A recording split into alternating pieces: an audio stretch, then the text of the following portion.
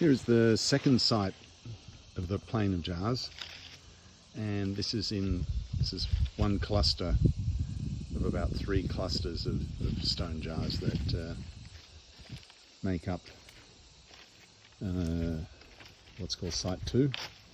And Site 2 is one of 19 sites which includes these areas for the funerary funerary jars, and the plain of jars also comprises of the quarries and the crematoriums that were associated with these. The quarries for these particular jars are about 5 miles away, about 8 kilometres, and they're all a similar type of granite.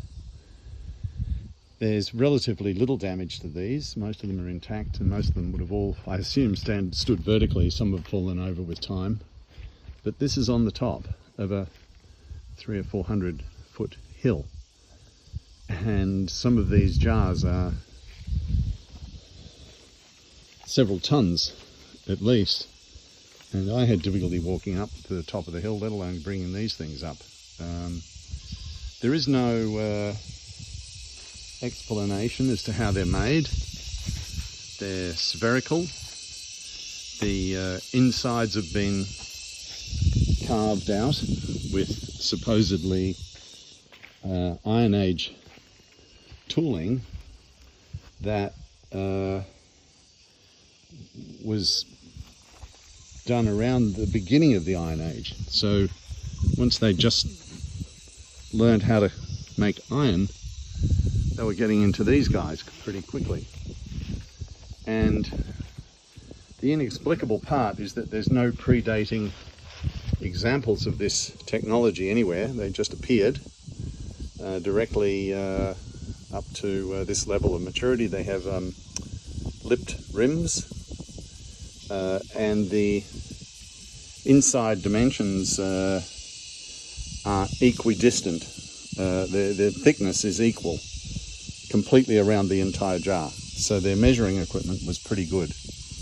And the line of the exterior follows the line of the interior. So they had a pretty good idea of spatial construction, three-dimensional sculpturing techniques.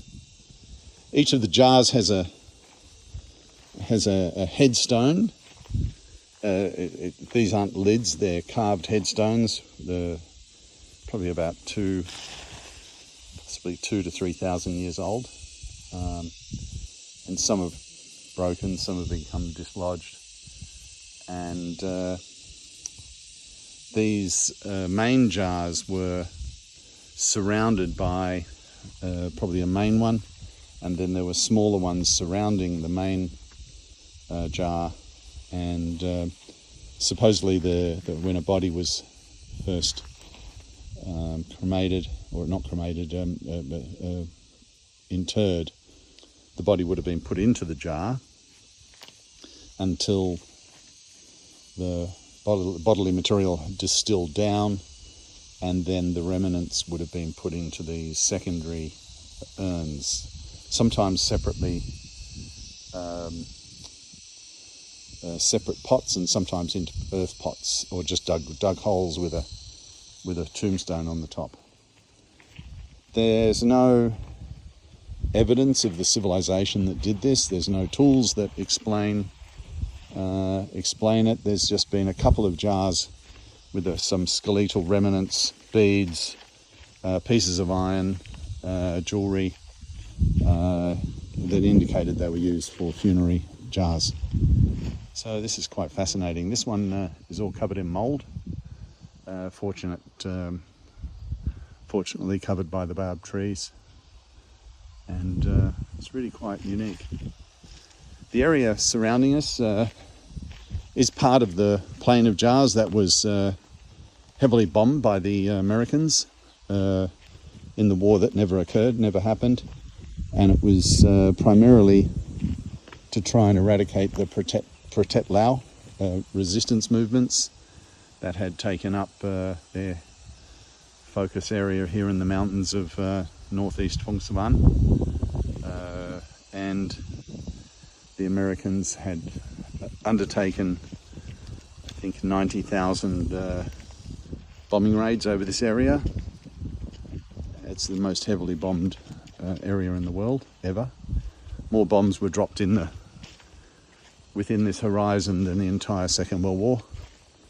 And the bombs that they used were primarily either high explosive 2,000 pound bombs, were massive cratering bombs, but the one that they preferred to use, which would kill and maim the most people, were the cluster bombs.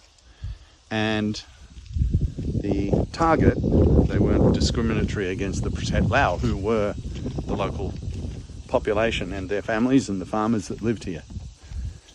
The cluster bombs estimated to number in the number of 280 million bombs were dropped into this area to try and eradicate all sort of forms of life.